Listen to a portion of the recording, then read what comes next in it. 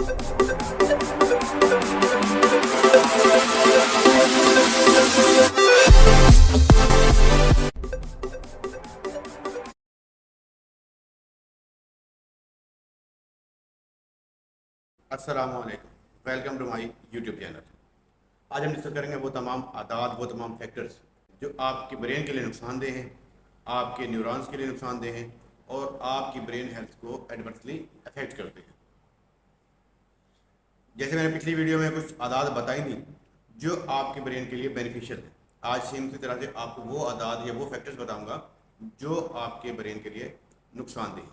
इस सारी लिस्ट में कुछ चीज़ें बहुत ज़्यादा इंटरेस्टिंग होने वाली हैं और बहुत ज़्यादा सरप्राइजिंग होंगी, इसलिए इस वीडियो को एंड तक देखिए ताकि आपको बेहतरीन किस्म की इंफॉर्मेशन मिल सके और आप उससे बचने की तदबीर कर सकें। इन आदात में सबसे पहले आता है chronic exposure to bad news, यानी कि आप कंटिन्यूसली बैड न्यूज़ सुन रहे हैं, बैड न्यूज़ आप तक आ रही है। और बैड न्यूज़ में क्या होता है, या सिंपल न्यूज़ में आपको क्या बेटर चीज़ नज़र आती है। जब भी आप न्यूज़ देखते हैं आपको लगता है सब कुछ ख़त्म हो गया, मुल्क का दिवालिया निकल गया, दुनिया ख़त्म होने वाली है या इधर से उधर हो जाएगी और बिल्कुल ही ख़त्म होने वाली है। यानी आप जब भी घर जाएं बिस्तर के नीचे घुस जाएं, छुप के बैठ जाएं और किसी से मिले जुले ना, नहीं तो आपको नुकसान हो सकता है। बैड न्यूज़ आपको यही कुछ दे रही होती है, लेकिन इस तरह की इन्वायरमेंट आपके लिए बहुत ज़्यादा नुकसानदेह है। जैसे ही आपने टीवी ऑन किया, न्यूज़ सुनी, तो आपकी सारी खुशी एक तरफ और आप एंग्जाइटी में, डिप्रेशन में चले जाते हैं और आपकी इमोशनल स्टेट बिल्कुल ही डिफरेंट हो जाती है। अब इसके पीछे की फिजियोलॉजी क्या है कि आप इससे अपने न्यूरॉन लूज कर रहे होते हैं, आपके ब्रेन की एट्रोफी हो रही होती हैं और आपका जो हार्मोनल या आपके न्यूरोट्रांसमीटर जो बॉडी में है उन सबका इम्बैलेंस पैदा हो जाता है। सो फर्स्ट ऑफ ऑल आपने अपना बैड न्यूज़ से एक्सपोजर कम करना है, या आप कुछ देर के लिए बिल्कुल टीवी को ऑफ करके देखें या न्यूज़ को ऑफ करके देखें, आपको अपनी बॉडी में चेंजेस नजर आएंगी, आपकी इमोशनल स्टेट पहले से की निस्बत बेहतर नजर आएगी। अब न्यूज़ टीवी वाली न्यूज़ भी हो सकती हैं, या कुछ लोग ऐसे होते हैं जो आपको हमेशा बैड न्यूज़ ही देते हैं या फिर बैड न्यूज़ देते नहीं हैं, इवन कि वो गुड न्यूज़ को भी बैड न्यूज़ बना देते हैं। तो इस तरह के फैक्टर से भी आपने बचना है। नंबर 2 यानी कि सेकंड फैक्टर जो है वो है टॉक्सिक किस्म की पर्सनैलिटी, कि हमें दिन भर में कई लोगों से मिलना पड़ता है, कई किस्म के लोगों से मिलना पड़ता है। हमारे रिलेशनशिप्स में ये चीज़ हो सकती है, हमारी वर्क इन्वायरमेंट में ये चीज़ हो सकती है, इवन हमारे सोशल लाइफ में ये चीज़ें हो सकती हैं। तो जब इस किस्म के लोग आपके साथ राब्ते में रहेंगे, आपको कंटिन्यूसली अफेक्ट करते रहेंगे, तो ये आपके ब्रेन को भी अफेक्ट करेंगे। तो अगर हम अपने लोगों की लिस्ट बनाएं तो बहुत सारे लोगों को हमने दिन भर में मिलना है। इसमें कुछ किस्म की कुछ टॉक्सिक पर्सनैलिटीज भी होती हैं जो हमारे ब्रेन को अफेक्ट कर रही होती हैं। तो आपने इन लोगों को आइडेंटिफाई करना है और उन लोगों से दूर रहना है और उन लोगों के साथ रहने की कोशिश करनी है जो आपको सपोर्ट करें। Number 3, spending too much time inside, यानी अगर आप दिन का ज़्यादातर हिस्सा आर्टिफिशियल लाइट्स पे या इंडोर्स में गुजार रहे हैं तो भी ये आपकी ब्रेन के लिए नुकसानदेह है। इसके बरक्स बाहर रहना या आउटडोर्स में रहना या सन एक्सपोजर लेना आपकी ब्रेन के लिए एक्सट्रीमली थेरेप्यूटिक है, आपकी ब्रेन की हेल्थ के लिए बहुत ज़्यादा बेनिफिशियल है। बात जब सनलाइट की आती है, एक्सपोजर की आती है, तो यूवी लाइट्स हमारे ध्यान में आती है कि हमें यूवी लाइट अफेक्ट करेगी जो हमारी हेल्थ के लिए नुकसानदेह। लेकिन जब ब्रेन की बात आती है तो बात स्पेसिफिकली होती है इंफ्रारेड की। इंफ्रारेड रेस एक किस्म की स्पेक्ट्रल एनर्जी है जो हमारी स्कल से पेनिट्रेट होती है, इवन के 2 इंचेस तक वो पेनिट्रेट कर सकती है और हमारे ब्रेन में मुख्तलिफ किस्म के न्यूरोट्रांसमीटर्स और हमारे न्यूरॉन्स की रिजनरेशन में वो हेल्प कर रही होती है। इसमें सबसे जो बेसिक फैक्टर आता है वो आता है मेलाटोनिन की प्रोडक्शन का। ये मेलाटोनिन पिट्यूटरी ग्लैंड से रिलीज होने वाले मेलाटोनिन से डिफरेंट होता है। ये वाला जो इंफ्रारेड रेज से जो हमारा मेलाटोनिन रिलीज होता है वो एंटीऑक्सीडेंट के तौर पर काम करता है जो हमें मुख्तलिफ किस्म की चीज़ों से बचा रहा होता है और हमारी बॉडी को सेव करता है। इसके अलावा सन एक्सपोजर से या आउटडोर्स में रहने से आपको विटामिन डी भी मिल सकता है जो आपकी ब्रेन के लिए ज़्यादा बेनिफिशियल हो सकता है। विटामिन डी की कमी को तो आप सप्लीमेंट लेके पूरा कर सकते हैं, लेकिन इंफ्रारेड रेज का फ़ायदा आप सनलाइट में जाकर ही उठा सकते हैं। इसलिए आर्टिफिशियल लाइट से बाहर निकलें, इंडोर से बाहर निकलें और कुछ ना कुछ हिस्सा अपने दिन का सनलाइट में गुजारने की कोशिश करें या आउटडोर में गुजारने की कोशिश करें। ये चीज़ आजकल के हमारे बच्चों के लिए बहुत ज़्यादा नुकसान का बायस हो सकती है कि हमारे बच्चे या टीवी देख रहे होते हैं या मोबाइल है या कंप्यूटर है, तो वो इंडोर्स में रहते हैं। तो आप खुद भी बाहर निकलें, बच्चों को भी साथ लेके जाएं वॉक वगैरह पर, ताकि उनको भी हेल्दी एक्टिविटीज़ करने का मौका मिले और वो नेचुरल लाइट के बेनिफिट हासिल कर सके। नंबर 4 जो फैक्टर है वो बहुत ज़्यादा इंटरेस्टिंग है और आपके लिए सरप्राइजिंग होगा कि वो है using of low fat diets. आजकल डाइट का कंसेप्ट बहुत ज़्यादा आम है कि जिसने वेट लूज़ करना है वो लो फैट डाइट खाएगा। पहली बात उसके ऊपर यही आएगी कि वो फैट्स को कम करेगा, लेकिन जब आप कंटिन्यूसली लो फैट डाइट खाते हैं तो आपके ब्रेन को ये चीज़ अफेक्ट करती है।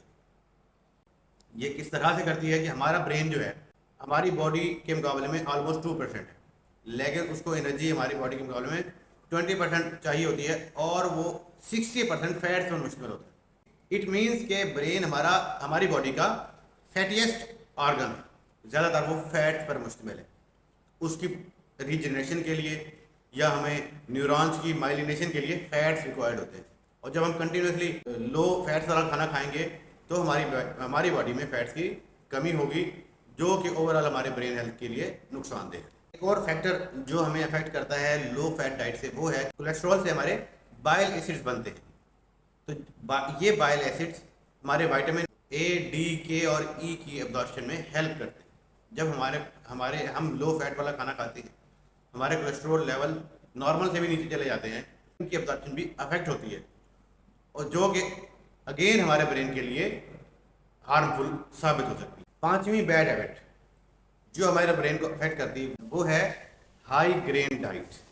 वैसे तो ख्याल किया जाता है कि ग्रेन्स, ऑल किस्म के ग्रेन्स जो हैं वो हेल्थ के लिए बेनिफिशियल है, और ये भी कहा जाता है कि आपकी खुराक का 60% होल ग्रेन्स पर मुश्तमिल होना चाहिए। लेकिन इन ग्रेन्स में ओमेगा 6 टू ओमेगा 3 रेशो बहुत ज़्यादा होती है, डिफरेंस ज़्यादा होता है, यानी कि इसमें ओमेगा 6 ज़्यादा पाया जाता है, जो कि हमारे ब्रेन के लिए इतना बेनिफिशियल नहीं है जितना कि ओमेगा 3 है। तो ये उतने न्यूट्रिशियस नहीं हैं जितने हम समझते हैं। सेहत के लिए फ़ायदेमंद तो हैं, लेकिन जब ब्रेन हेल्थ की बात करेंगे तो ये उतने हेल्पफुल नहीं है। एक बुक है ग्रेन ब्रेन, उसमें इस तरह की बहुत ज़्यादा न्यू इन्फॉर्मेशन आपको मिल सकती है, जिसके मुताबिक जब हम हाई ग्रेन फूड यूज़ करते हैं या रिफाइंड किस्म के ग्रेन्स यूज़ करते हैं तो वो एक्चुअली हमारे विटामिन B1 को डिप्लीट करवाता है, जिसके रिस्पॉन्स में आपके ब्रेन में स्पेशली हिप्पोकैम्पस में एट्रोफी स्टार्ट हो जाती है, जो आपकी इमोशनल स्टेट के लिए नुकसानदेह है और आपकी मेमोरी को अफेक्ट करता है। नेक्स्ट फैक्टर नंबर 6 वो है कंज्यूमिंग लॉट ऑफ शुगर्स, यानी कि हाई अमाउंट ऑफ शुगर जब हम यूज़ करते हैं तो हमारी बॉडी में शुगर लेवल्स बढ़ते हैं, इंसुलिन लेवल बढ़ता है, जिससे इंसुलिन रेजिस्टेंस पैदा होती है। इंसुलिन रेजिस्टेंस से क्या होता है कि आपकी बॉडी में शुगर मौजूद है, ग्लूकोज मौजूद है, इंसुलिन भी मौजूद है, लेकिन इंसुलिन रेजिस्टेंस की वजह से हमारे न्यूरॉन्स उसको यूज़ नहीं कर पा रहे या हमारे ब्रेन तक ग्लूकोज सही तरीके से नहीं पहुंचता, अनलेस आपके बॉडी में कीटोन्स वाफिर मकदार में मौजूद हों जो आपकी बॉडी को फ्यूल कर रहे हों। अदरवाइज ये शुगर आपकी बॉडी में आपको कोई फ़ायदा नहीं देंगी, आपकी ब्रेन के लिए नुकसान का बायस बनेगी। एक और फैक्टर जो इन हाई शुगर की वजह से या इंसुलिन रेजिस्टेंस के बढ़ने की वजह से हमारे ब्रेन को इफेक्ट करता है वो है विटामिन B1 की डिप्लीशन। कि विटामिन B1 भी ग्लूकोज मेटाबॉलिज्म को कंट्रोल करता है। जब ग्लूकोज की अमाउंट बढ़ती है, इंसुलिन की अमाउंट बढ़ती है, तो हमारे विटामिन B1 के लेवल कम होना शुरू हो जाते हैं, जो कि हमारे ब्रेन के लिए न्यूरो डिजनरेशन का बायस बनते हैं, और सेम उसी तरह से वो हमारे हिप्पोकैम्पस की एट्रोफिस का बायस बन सकते हैं। अब ये 7वां फैक्टर जो है ये आपके लिए बहुत ज़्यादा सरप्राइजिंग होगा और आपके लिए बिल्कुल ही नई चीज़ होगी, वो है टू लेस स्ट्रेस, यानी कि स्ट्रेस की बहुत ज़्यादा कमी होना। जी हाँ, स्ट्रेस अगर हमारे ब्रेन के लिए नुकसानदेह है तो स्ट्रेस का बिल्कुल ना होना भी हमारे ब्रेन के लिए नुकसान का बायस है। कि जब आप फिजिकल एक्टिविटी नहीं करते जो आपके ब्रेन के जीन्स को एक्टिवेट कर सके या आपके न्यूरॉन्स को एक्टिवेट कर सके तो भी वो आपके ब्रेन के लिए नुकसानदेह है। मॉडरेट अमाउंट ऑफ स्ट्रेस का होना आपकी पॉजिटिव इमोशनल स्टेट्स के लिए बहुत ज़्यादा ज़रूरी है, आपकी ब्रेन हेल्थ के लिए ज़रूरी है। आप moderate amount of stress exercise से हासिल कर सकते हैं, कोल्ड थेरेपी से, हीट थेरेपी से, या फास्टिंग करके भी moderate amount of stress body को दे सकते हैं। फास्टिंग भी एक किस्म का स्ट्रेस है, और आप इंटरमिटेंट फास्टिंग करते हैं या सिंपल जब फास्टिंग करते हैं तो वो भी आप बॉडी को एक किस्म का स्ट्रेस में रख रहे होते हैं और कॉर्टिसोल प्रोडक्शन बढ़ा रहे होते हैं, जो कि एक लिमिट तक आपके ब्रेन के लिए हेल्पफुल है। नेक्स्ट पॉइंट सेम इसी तरह से जिस तरह से हमने बात की कि लो अमाउंट ऑफ स्ट्रेस हमारे ब्रेन के लिए अनहेल्दी है, इसी तरह से लॉट ऑफ स्ट्रेस या कंटिन्यूस एक्सपोजर ऑफ स्ट्रेस भी हमारे ब्रेन के लिए नुकसान का बायस है। अब ये स्ट्रेस हमारा इमोशनल भी हो सकता है, ऑक्यूपेशनल भी हो सकता है, हमारी वर्क स्पेस में भी हो सकता है, हमारी फैमिली में भी हो सकता है, या फाइनेंशियल किस्म के भी स्ट्रेस हो सकते हैं। तो किसी भी चीज़ का ओवर एक्सपोजर हमारे ब्रेन के लिए नुकसान का बायस है कि ये हमारे ब्रेन में डिजेनरेशन काज करेगा, हमें डेमेंशिया काज करेगा और ब्रेन की इन्फ्लेमेशन का बायस बनेगा। सो लॉट ऑफ स्ट्रेस फिर उसी तरह से कॉर्टिसोल की लेवल के बढ़ने का बायस बनेगा, जो कि हमारे ब्रेन की एट्रोफिस का बायस बनेंगे और हमारे न्यूरॉन की डीजेनरेशन का बायस बनेंगे। नंबर 9 जो फैक्टर है वो है बेवक्त की भूख और बेवक्त का खाना, कि आप वक्त बेवक्त खा रहे हैं, कभी शाम में खा रहे हैं, कभी रात में सोने से पहले खा रहे हैं, तो ये कंटिन्यूस स्नैकिंग आपकी बॉडी को या आपके ब्रेन को बहुत ज़्यादा अफेक्ट करती है। इवन के जब आप हेल्दी स्नैकिंग कर रहे हों, कोई हेल्दी किस्म की चीज़ें भी खा रहे हों, लेकिन वो कंटिन्यूसली खा रहे हों, आप अपनी बॉडी में शुगर इंजेक्ट कर रहे होते हैं, शुगर लेवल बढ़ रहे होते हैं, इंसुलिन लेवल बढ़ रहे होते हैं, जो कि अगेन आपकी बॉडी का आपके ब्रेन के लिए हार्मफुल साबित हो सकते हैं। बल्कि बाज़ औक़ात ये स्नैकिंग कार्बोहाइड्रेट्स के मुकाबले में भी ज़्यादा नुकसान का बायस बन सकती है, क्योंकि हाई कार्ब्स वाला खाना आप एक टाइम खाएंगे, 2 टाइम खाएंगे, लेकिन स्नैकिंग आप 3 से 4 मरतबा भी कर जाएंगे, तो वो आपके ब्रेन के लिए नुकसान का बायस बनेंगे और न्यूरॉन्स की डीजेनरेशन का बायस बनेंगे। कंटिन्यूस स्नैकिंग से जो इंसुलिन रेजिस्टेंस बढ़ती है, उससे आपको फ्रीक्वेंट यूरिनेशन का भी प्रॉब्लम हो सकता है कि रात में आप 2 से 3 मरतबा सिर्फ यूरिनेशन के लिए उठते हैं। लेकिन जब आप ये चीज़ें स्किप कर देते हैं या स्नैकिंग को स्टॉप कर देते हैं, तो ये आपकी बॉडी में सबसे पहला जो इम्पैक्ट, पॉजिटिव इम्पैक्ट आता है, वो ये आता है कि अगर आप होल नाइट भी सोए रहे तो भी आपकी ये फ्रीक्वेंट यूरिनेशन वाला प्रॉब्लम आपके सामने नहीं आता। नंबर 10, जैसे मैंने पिछली वीडियो में बताया, आपका गट फ्लोरा या आपके गट में मौजूद माइक्रोब्स आपके लिए बहुत ज़्यादा बेनिफिशियल, तो वो तमाम फैक्टर्स जो आपके गट फ्लोरा को डिस्टर्ब करेंगे वो आपके ब्रेन को भी डिस्टर्ब करेंगे। इसमें सबसे पहला फैक्टर जो आपके गट फ्लोरा को डिस्टर्ब करता है वो है यूज़ ऑफ एंटीबायोटिक्स। एंटीबायोटिक्स बीमारियों को तो हील करते हैं, लेकिन जब आप अनड्यू एंटीबायोटिक्स यूज़ करना शुरू कर दें without any prescription, without any culture, आप एंटीबायोटिक्स यूज़ करना शुरू कर देंगे तो वो आपकी गट फ्लोरा को डिस्टर्ब करेंगे और इन एंटीबायोटिक्स से या इस गट फ्लोरा की डिस्टर्बेंस से आपको डेमेंशिया हो सकता है, न्यूरॉन्स की डीजेनरेशन स्टार्ट हो सकती है।